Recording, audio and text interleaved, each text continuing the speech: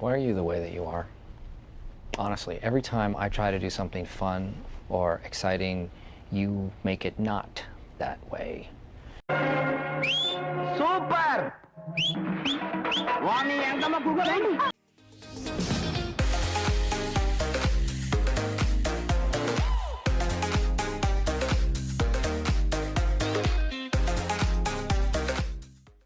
You can't blame regular movie viewers to be slightly skeptical before stepping in for Dasara. As the case goes with many creators simply trying to imitate what works in the commercial market, one feared that Dasara is going to be a drop in the ocean of mass commercial pan-Indian cinema that is rooted in stylized but formulaic. I went in with reservations and my deep respect and love for an artist like Nani, and I am so glad that I can not only vehemently deny and refute its comparisons with Pushpa, but term this venture as more than just any other pan-Indian film. The story behind this project coming together itself is so fascinating. Nani putting his bets on a first-time director Srikanth Odela, who has assisted Sukumar in previous ventures. One from interviews saw Nani saying that Srikanth Odela is the next big thing, and one tries to decipher what exactly he saw in him so that such a massive project can be mounted. And I think what becomes clear was that Srikanth is essentially telling the story of the people he has seen around him, and when a director is speaking his truth rather than simply imitating a formula, it's bound to resonate beyond state borders. The film Dasara focuses on the trio of Dharani, Suri and Vanilla, played by Nani, Dikshit Shetty and Keerthy Suresh respectively, who grow up together in the village of Velapalli. Set in the 90s and shedding light on the consecutive political changes having a direct impact on the population, the events that transpire with themes of class politics and inequalities being explored transitions to become a revenge saga.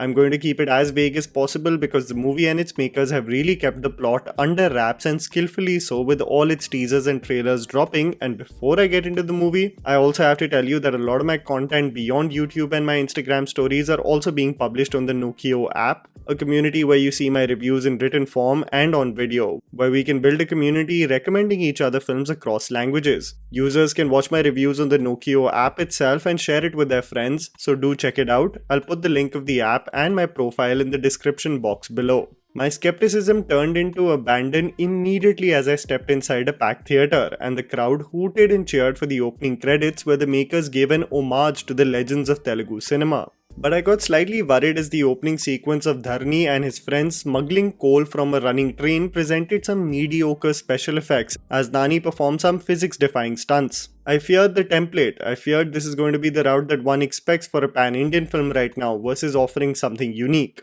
But I clearly was in the wrong, as the world building done by Srikanth of the dynamics within Velapalli is something to marvel at. The population of men numb themselves with alcohol and tobacco as they immerse themselves in the coal mines. There is a constant cloud of dust in every frame, mostly unkempt and rough in the exterior. The population bathes in this hardship and grief, and little is known about their internal strife. All tread along as this is the life that is handed over to them. Alcohol plays a key component in the political changes and power dynamics, and this is beautifully represented through the opening song by Santosh Narayanan, as prohibition is in full effect and wives smile and merry and the men seek for the last drop of alcohol in the waste bins. I have mixed feelings, however, of the songs and its integration into the screenplay. This is not to discount the quality of Santosh Narayanan, as he stays true to the sounds and music of the region of Telangana, but in some cases it takes away from the otherwise engaging development of events. Dhoom Dham Dosta as the introductory celebratory dance is mediocre both from a choreography and visual standpoint. I feel like it almost becomes mandatory for creators to have the opening dance sequence just for the commercial palette. Even though Urivari is shot beautifully and it captures the longing Dharani has for Vanilla,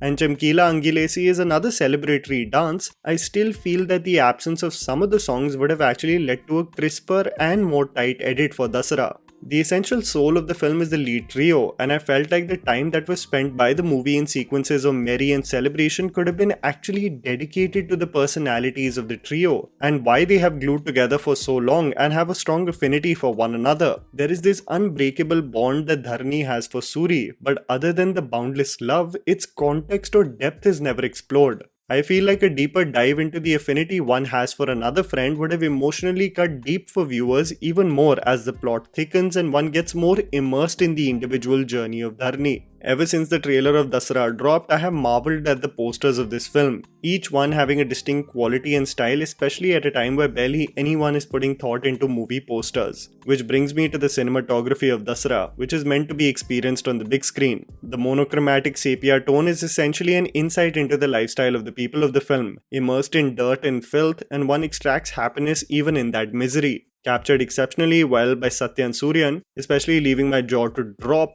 at the exceptionally short climax. Without giving anything away, one of the things that I fear the most about this film, and this genre has a history of the same, is where most women are just playing the role of love interests or individuals to ogle at, as if they are devoid of agency or thought. The initial portions with Keerthy Suresh made me fear that, especially as one's arm gets twisted and teased. And I can't really get into the specifics of what is explored eventually, as it would be a spoiler, but it was refreshing to see a character express her opinion in the matter where one assumes consent versus actually listening to her point of view. This is expressed through two distinct conversations that make you love the fact that creators are evolving and understanding that problems many films have propagated over the years. When one thinks about the mass moments in this film that develop the craziest hooting and cheering, you really have to witness the cricket match and the swagger that Nani brings. Lighting up a BD or doing push-ups post a boundary. In context to the stakes in the matter, it becomes an absolute laugh riot. The attention to detail by the creators regarding caste politics is even more refreshing in the Telugu commercial space, as the cricket match is against the upper and lower caste and Brahmins are the empires. The case of where people belong and where they can enter becomes a point of contention in several moments, and this is where it is fair to create parallels with Rangasthalam and Karnan regarding not only class but caste politics, dictating the choices that the characters make. I would not say it's a clear imitation of the same themes explored, but one can definitely see the inspiration of Srikanth and his storytelling. I fell in love with the performances of this film. Deekshit Shetty though, I hope that they explored the personality of Suri more than they did as a formidable and determined youth fighting for change. His pride being broken looking at the discrimination causes for a prominent shift in political power. Keerthy Suresh is an absolute firecracker. She is impulsive, emotional and fearless. Seeing her dance in absolute abandon was a beautiful sight to witness. Shine Tom Chacko absolutely kills it as the unhinged antagonist, and I don't think anyone had a doubt about it. I feared him being wasted in another venture outside of Malayalam cinema, but he works well as the force to be reckoned with. The popular opinion is that one fell in love with the first half and found the second half to be decent, but the reality for me is that I was invested the moment the interval block took place. I was in disbelief, absolutely heartbroken, and fully invested in the rage that consumed Dharni. The imagery is sprinkled throughout the film, whether it be the names of the three characters, the parallels with Ramayana, the perseverance of good over evil at Dasara. It all culminates beautifully as one explores the latter half of the film, and one needs a vessel like Nani who fully immerses himself in the role. His character arc being the guiding light of this film, transitioning from a naive, emotional recluse of a man consumed by vengeance now. The build-up of the filthy nature of the antagonist versus the wrongdoing Dharni has endured will invest everyone. I wished for a little less physics-defying stunts, a little more groundedness in the climax action set piece, making me think that a more complex choreography of the final set piece would have been the icing on the cake of this film, as Dharni essentially becomes a superhero by the end of it, slightly taking me away from the chain of events. I definitely have to conclude, however, that Dasara is not like any other generic pan-Indian film. It explores themes of caste and class politics while transforming into a revenge saga that one will definitely enjoy on the big screen. I really do commend Nani, his performance and his faith on Srikanth to pull off this spectacle. And that was the video, guys. Write down in the comments below what you thought about Dasara. Please don't forget to follow me on Instagram, the handle's right in front of you. Follow me at JammyPants4. Also, please support us by smashing the like button and subscribing to our channel for weekly content ahead. Thank you for watching.